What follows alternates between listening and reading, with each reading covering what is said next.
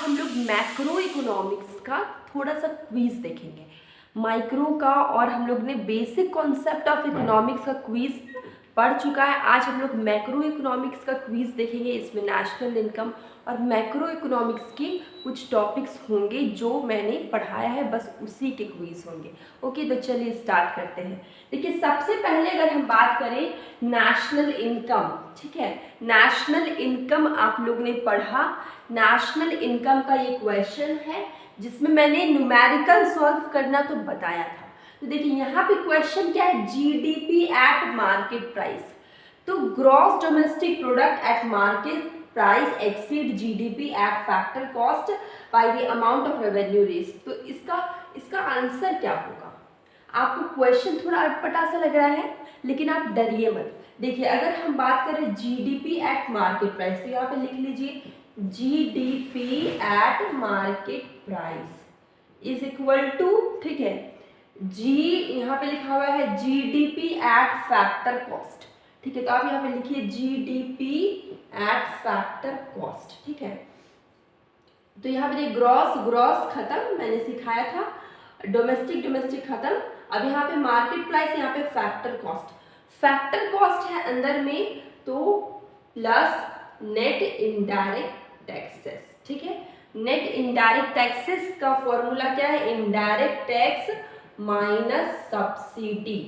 Net indirect tax का formula क्या है? इनडायरेक्ट टैक्स माइनस सब्सिडी, ठीक है। तो यहाँ पे ऑप्शन देखिए, डायरेक्ट टैक्स तो नहीं होगा, यहाँ पे इनडायरेक्ट टैक्सेस की बात हो रही है। Indirect tax is answer. Income tax भी नहीं होगा, टैक्स ऑन रेंट्स भी नहीं होगा, तो answer is B, indirect taxes. आपको यहाँ पे समझ में आ गया होगा। तो आंसर क्या है? Indirect taxes. इस तरह से आपको क्वेश्चन के साथ डील करना है और क्वेश्चन को सॉल्व करना है। अब इसके बाद एक क्वेश्चन है कि in a closed economy saving are equal to the equilibrium level of income. तो मैंने हमेशा बताया है क्लोज्ड इकोनॉमी में इक्विलिब्रियम लेवल ऑफ इनकम कब होता है। देखिए, अगर हम डायग्रामेटिक बताते हैं तो इक्विलिब्रियम तब होता है, ये नीचे जा रहा है एग्रीगेट डिमांड, ऊपर जा रहा है एग्रीगेट सप्लाई, ये है हमारा इक्विलिब्रियम, ठीक है। ये जो इंटरसेक्ट कर रहा है जो पॉइंट, ये हमारा हो जाएगा इक्विलिब्रियम। यहाँ पे aggregate demand is equal to aggregate supply, okay. लेकिन इसको हम लोग देखना है in a closed economy saving किसके बराबर है। तो आप एक चीज समझिए, एग्रीगेट डिमांड, देखिए aggregate demand is equal to aggregate supply. अब एक एग्रीगेट डिमांड किससे मिलके बना है? डिमांड किससे मिलके बनता है? कंजम्पशन और इन्वेस्टमेंट। हम लोग मैक्रो इकोनॉमिक्स में पढ़ा है। तो डिमांड मिलके बना है कंजम्पशन और इन्वेस्टमेंट। और सप्लाई किससे, एग्रीगेट सप्लाई किससे मिलके बना है? Consumption plus saving. Aggregate supply consumption plus saving से मिलके बना है। आप देखिए, यहाँ पर भी कंजम्पशन, यहाँ पर भी कंजम्पशन, दोनों जगह कंजम्पशन है ना। तो आप देखिए यहाँ पे इन्वेस्टमेंट के बराबर है सेविंग, या आप बोल सकते हैं सेविंग के बराबर है इन्वेस्टमेंट। तो ये जो चीज हमारा है, ये हमारा इक्विलिब्रियम लेवल ऑफ इनकम में डिटरमिन होगा, सेविंग के बराबर इन्वेस्टमेंट, ओके। तो यहाँ पे क्वेश्चन क्या बोला गया? In a closed economy savings are equal to, saving किसके बराबर है? इन्वेस्टमेंट। यहाँ पे फिल कर लीजिए, इन्वेस्टमेंट के बराबर है। आंसर हो जाएगा हमारा ए। आंसर क्या होगा? ए होगा। अब हम लोग यहाँ पे आते हैं, इकोनॉमिक एफिशिएंसी। देखिए, एफिशिएंसी का मतलब क्या होता है? कम चीज में आप सबको सेटिस्फाइड कर दे रहे हैं। एफिशिएंसी मतलब कम, जितना रिसोर्स है उतना ही में, जितना भी इकोनॉमी में लोग हैं उतना ही को सबको सेटिस्फैक्शन मिल जाएगा। मान लीजिए कि अगर इकोनॉमी में 100 kg वीट प्रोडक्शन हो रहा है, तो इसी में पूरा इकोनॉमी में जितने लोग हैं सबका पेट भरे, सबको खाना मिले, ठीक है। तो इसको बोलते हैं इफिशिएंट, ठीक है। तो यहाँ पे बोला गया इकोनॉमिक इफिशियंसी मीन्स, तो यहाँ पे आपको 4 ऑप्शन से आपको सही ऑप्शन बताना। तो production of goods of mass consumption at lower cost, ये गलत है।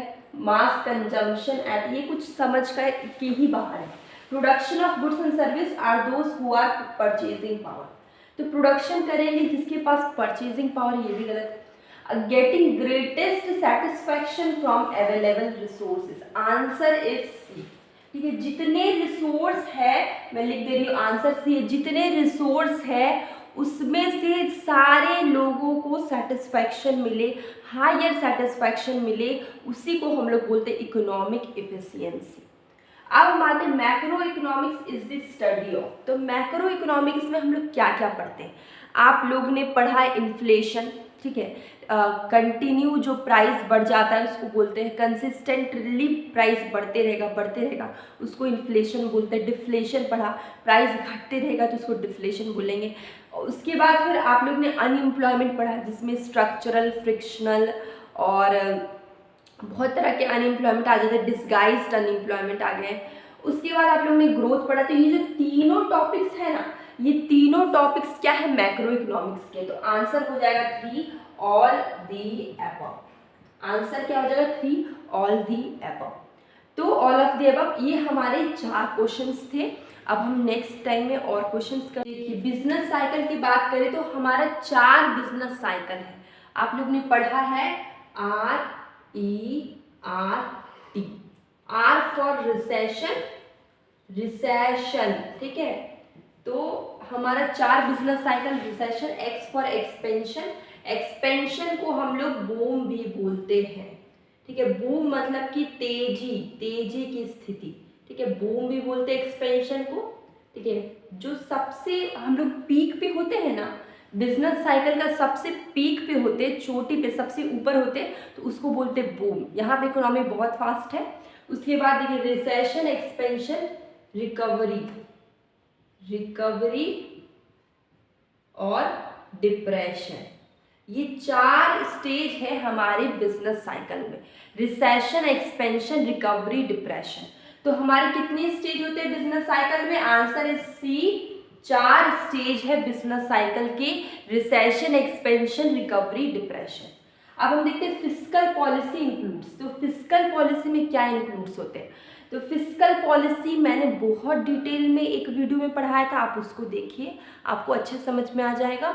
अभी इसमें मैं आंसर बता देती हूँ। फिस्कल पॉलिसी में एक्सपेंडिचर और टैक्स दोनों इंक्लूड होते हैं, ठीक है। फिस्कल पॉलिसी में क्या इंक्लूड होते हैं? एक्सपेंडिचर और टैक्स। तो आंसर हो जाएगा हमारा, आंसर क्या हो जाएगा? सी। फिस्कल पॉलिसी में जितने खर्च है वो भी इंक्लूड होंगे, टैक्स भी इंक्लूड होंगे। इसका आंसर हो जाएगा हमारा सी, बोथ ए एंड बी। आपको 2 क्वेश्चन समझ में आ गया। अब देखते हैं most liquid form of all asset. आप एग्जाम्पल के थ्रू समझिएगा, ठीक है। आपके पास मान लीजिए आपको मन कर रहा है कि कुछ बाहर से खाएं, ठीक है, आपको मन कर रहा है कुछ बाहर से खाएं और आपकी जेब में है पैसे, तो आप क्या करें? फट से जाके दुकान जाएंगे और आप खरीद लेंगे, ठीक है, और आप खा लेंगे। लेकिन अगर आपके पास है बॉन्ड, आपके पास बॉन्ड पेपर है, आपके पास किसी चीज़ का बिल है, आपके पास डिबेंचर है, तो क्या आप दुकान में जाके देंगे तो आपको क्या वो खाना मिल जाएगा? नहीं मिलेगा ना। आपको क्या चाहिए? पैसा चाहिए।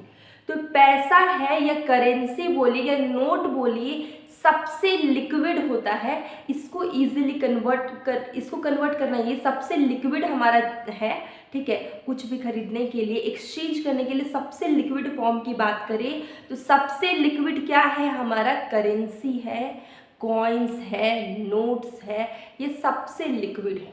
तो आंसर क्या हो जाएगा? Currency, notes. Answer is D. सबसे लिक्विड क्या है? मोस्ट लिक्विड किसको बोलते हैं? करेंसी को। आपको समझ में आया? अब अगर हम बात करें ऑब्जेक्टिव ऑफ मॉनेटरी पॉलिसी, तो मॉनेटरी पॉलिसी का बहुत सारा ऑब्जेक्टिव है, लेकिन इस 4 ऑप्शंस में आपको बताना है कि सही ऑब्जेक्टिव कौन सा है। तो फर्स्ट की अगर हम बात करें तो to print notes of desired denomination, सही बात है। मॉनेटरी पॉलिसी का एक ऑब्जेक्टिव है प्रिंट करना, नोट को प्रिंट करना, कह सकते हैं नोट को छापना, इजी लैंग्वेज में नोट छापना। तो ये मॉनेटरी पॉलिसी का एक ऑब्जेक्टिव है। तो आंसर हमारा ए है। सेकेंड में ऑप्शन था कि to control cost and supply of money, ये भी नहीं होगा। To provide loans to the government, none of this.